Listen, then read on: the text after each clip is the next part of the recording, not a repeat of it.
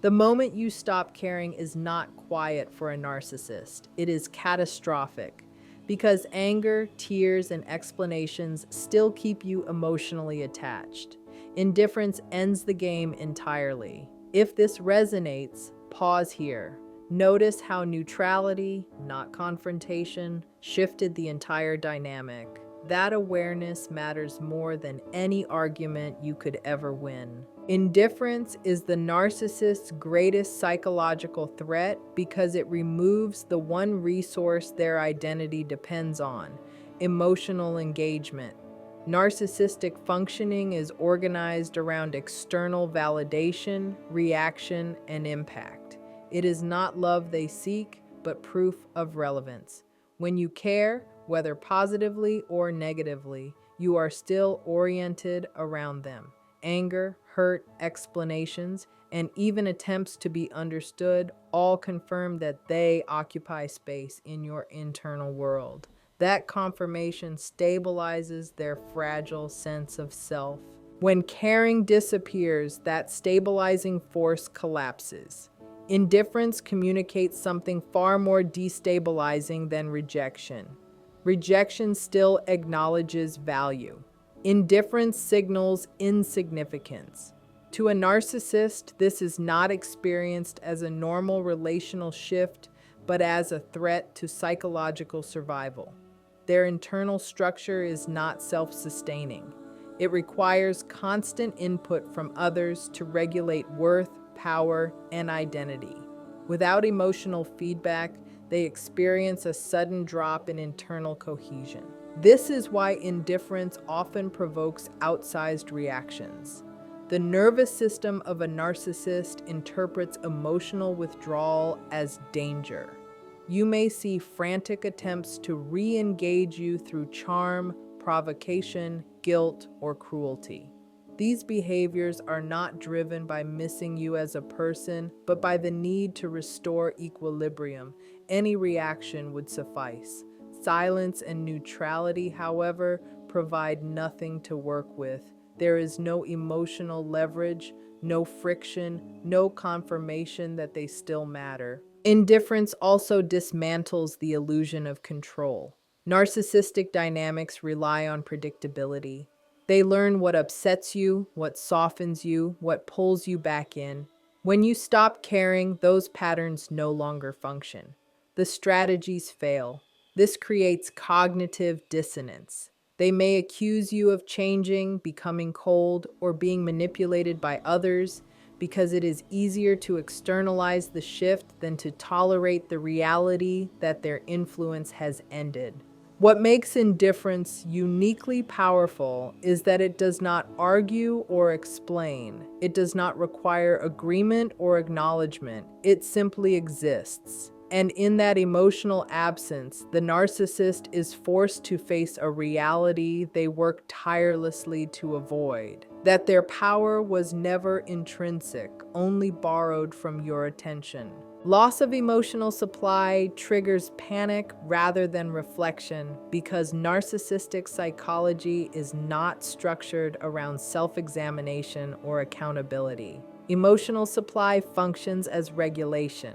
It soothes insecurity, reinforces identity, and maintains a sense of dominance or importance. When that supply is interrupted, the system does not slow down to reflect. It goes into threat response. Reflection requires a stable internal core and the ability to tolerate discomfort. Narcissistic functioning lacks both. When emotional reactions disappear, the narcissist does not interpret this as a cue to introspect or change. Instead, it is experienced as sudden destabilization. The internal dialogue becomes urgent and chaotic. Questions are not "what did I do?" but "how do I get this back?" or "how do I stop this loss?" The focus remains external because their emotional regulation has always been outsourced. Without someone reacting, reassuring, resisting, or engaging, their inner world feels empty and unsafe.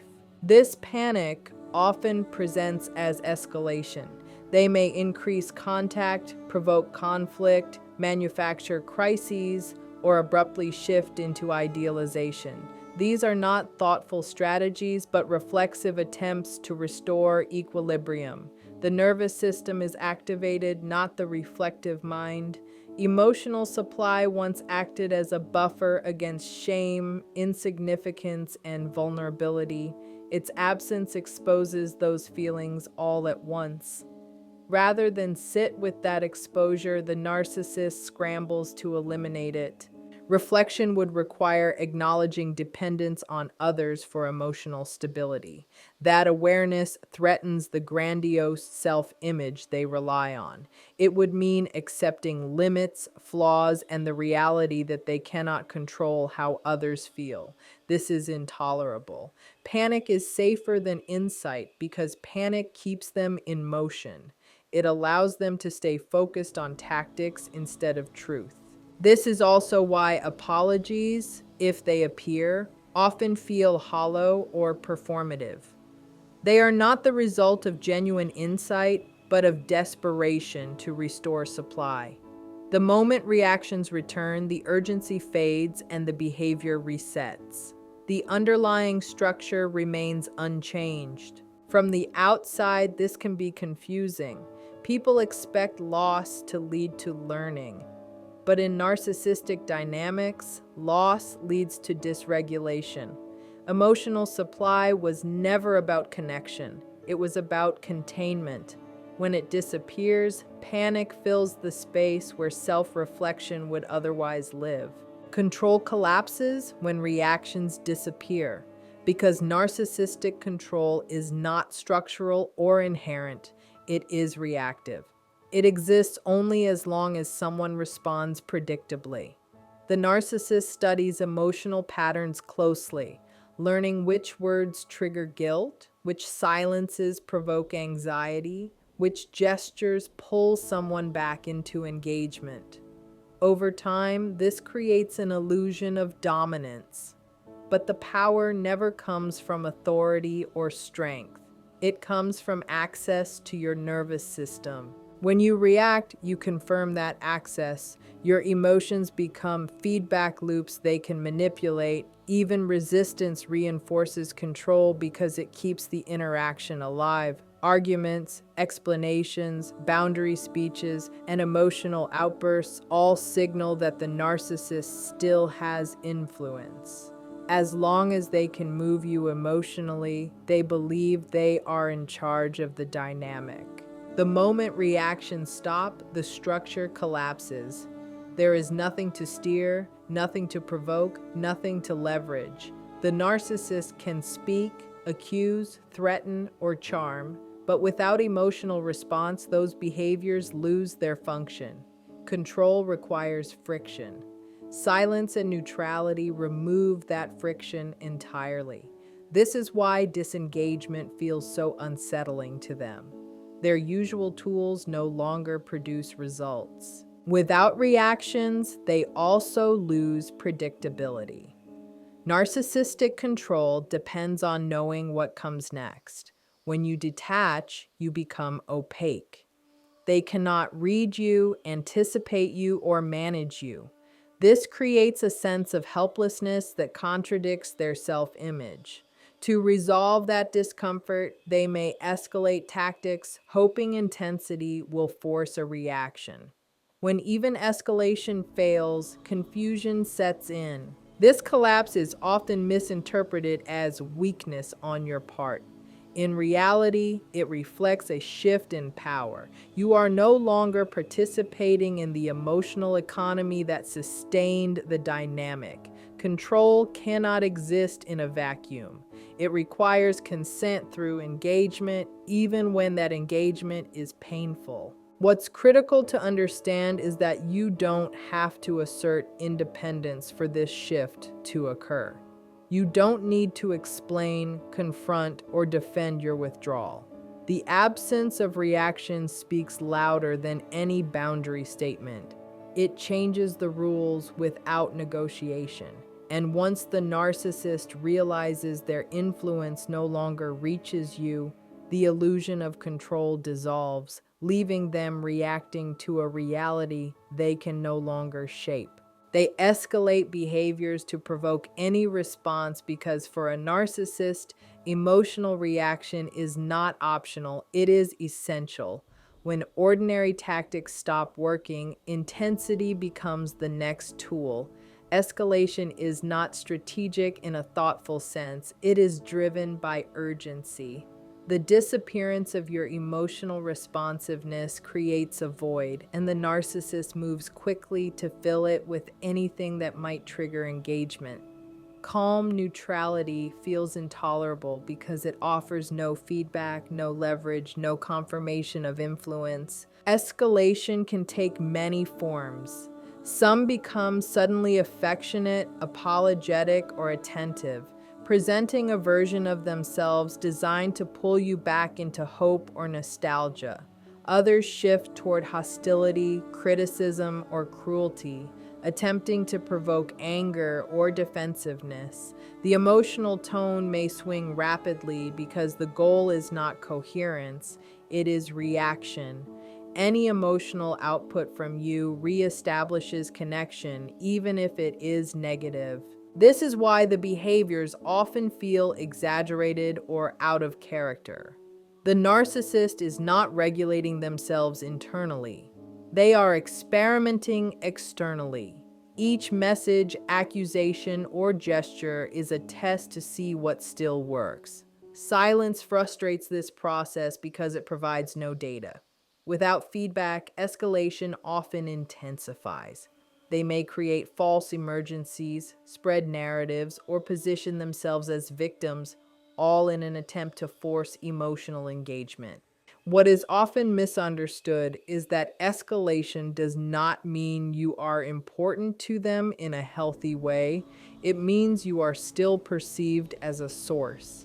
The urgency is about restoring access, not repairing connection. Once a reaction is achieved, the intensity typically drops because the objective has been met. The nervous system settles as soon as supply resumes. For the person disengaging, escalation can be confusing or even frightening. It may look like obsession or desperation. In reality, it reflects dependence. The narcissist is reacting to loss of regulation, not loss of love. Your calm, steady non-response removes the reward structure their behavior relies on. Over time, without reinforcement, escalation loses momentum. Understanding this dynamic helps resist the pull to explain or defend yourself. Every response, no matter how justified, feeds the cycle. Escalation thrives on attention. Neutrality starves it. When you remain emotionally unavailable, the narcissist is forced to confront the limits of their influence, and the behaviors that once controlled the dynamic begin to collapse under their own intensity. Your neutrality rewrites the power dynamic because it removes the emotional hierarchy the narcissist relied on to stay dominant. In narcissistic relationships, power is not balanced. One person reacts, adapts, explains, and accommodates, while the other observes, provokes, and controls. The moment you become neutral, that structure breaks. Neutrality signals that you are no longer orienting your behavior around their moods, needs, or reactions. This is not passive.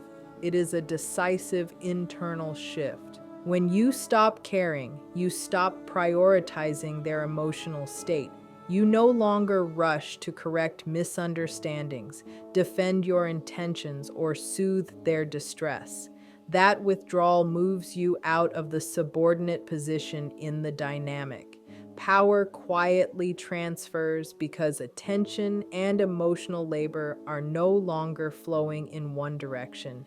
The narcissist loses their role as the emotional center, and you reclaim autonomy without confrontation. Neutrality also disrupts the reward system that kept the dynamic alive. Narcissistic power depends on emotional consequence.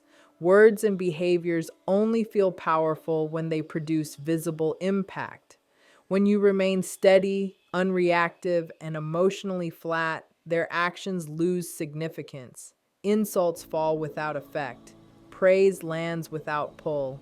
This forces an uncomfortable realization that their influence was conditional, not inherent. From their perspective, this shift feels unfair or cruel. They are accustomed to being responded to, prioritized, and managed emotionally by others. Neutrality removes those privileges without explanation. But from a psychological standpoint, neutrality is simply the absence of participation in manipulation. You are no longer playing a role in maintaining their self-image or emotional regulation.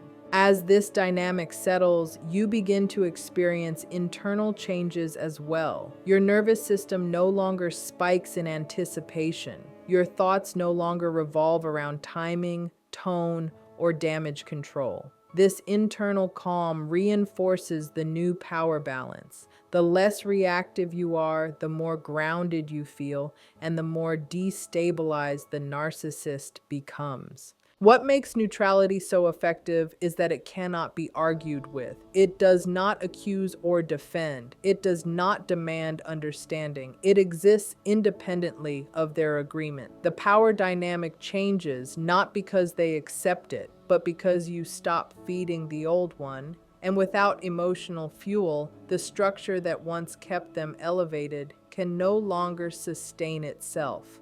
They confuse indifference with cruelty because narcissistic perception is filtered through entitlement and emotional dependency. In their internal framework, attention is not a gift but a right.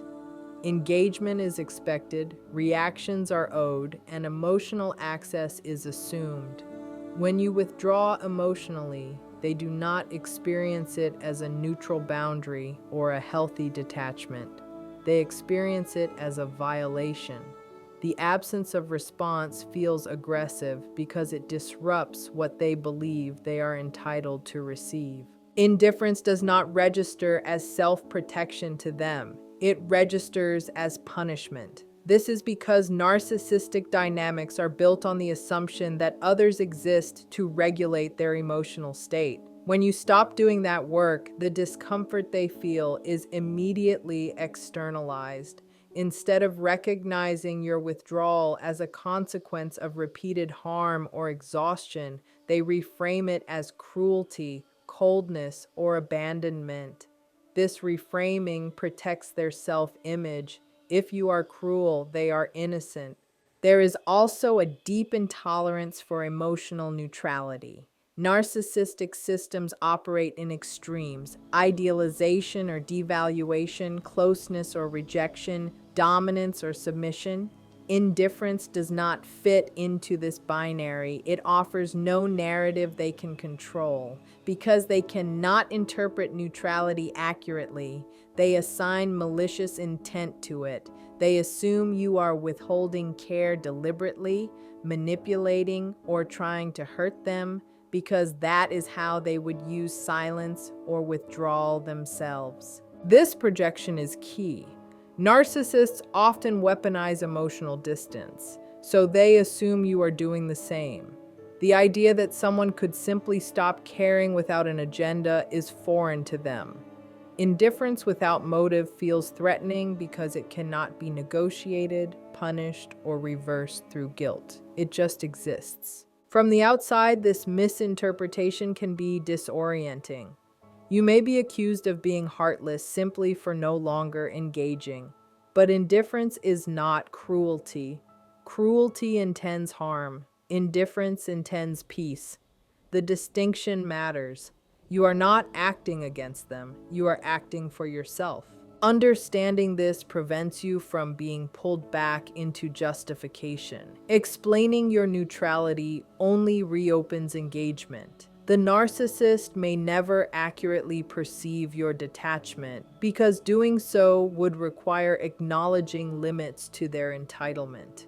Your indifference stands regardless of how they label it, And over time, that emotional absence becomes a boundary they cannot rewrite. They experience it as ego injury, not loss, because narcissistic attachment is not rooted in mutual connection. What is wounded is not the bond, but the self-image that depended on your attention. Ego injury occurs when the narcissist's belief in their importance, desirability, or dominance is contradicted. When you stop caring, that contradiction becomes unavoidable. Your indifference delivers information they cannot absorb without psychological pain. Loss implies the capacity to grieve, to miss, to reflect on what was shared. Ego injury bypasses those processes. Instead of sadness, the dominant emotions are humiliation, rage, and disbelief. The narcissist is not thinking about what was built together. They are focused on what your detachment says about them. If you no longer react, it threatens the internal story that they are special, central, and influential. The injury is to identity, not attachment. This is why their response often looks disproportionate. Rather than quiet withdrawal, you may see attacks, smear campaigns, or frantic attempts to restore status. Ego injury activates defense mechanisms designed to protect the grandiose self. Blame is shifted outward. You are framed as ungrateful, unstable, or cruel. These narratives are not about you. They are emergency repairs to a damaged self-image. Because the injury is internal, they seek external validation to counteract it. New sources of attention may be pursued aggressively. Old connections may be recycled. Anything that restores a sense of being desired or feared helps dull the injury.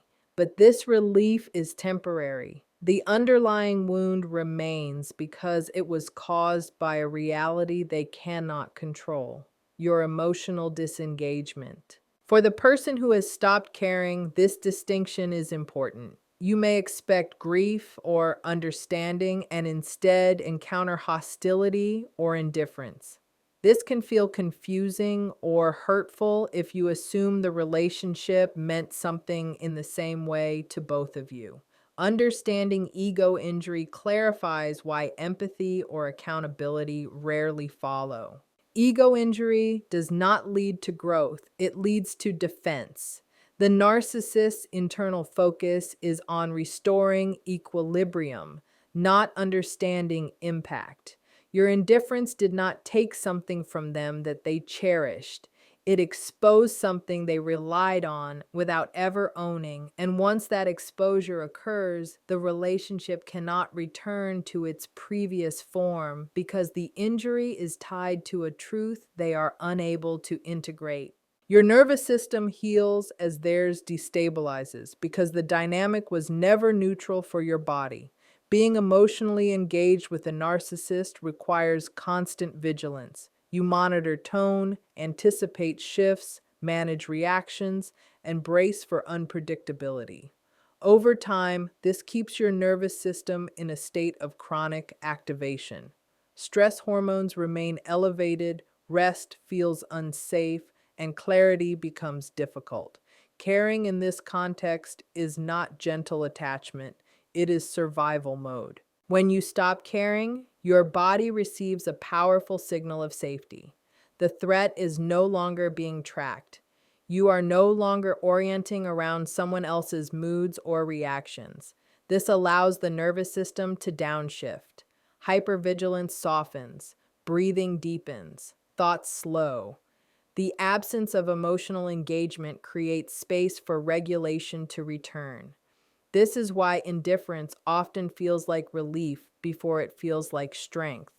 The body recognizes freedom before the mind fully understands it. At the same time, the narcissist experiences destabilization. Their nervous system depended on external regulation. Your reactions help them manage anxiety, shame, and emptiness. When those reactions disappear, they are left without a buffer. This does not lead to calm. It leads to agitation. Their system escalates because it lacks internal soothing mechanisms. Where your body settles, theirs searches frantically for stimulation.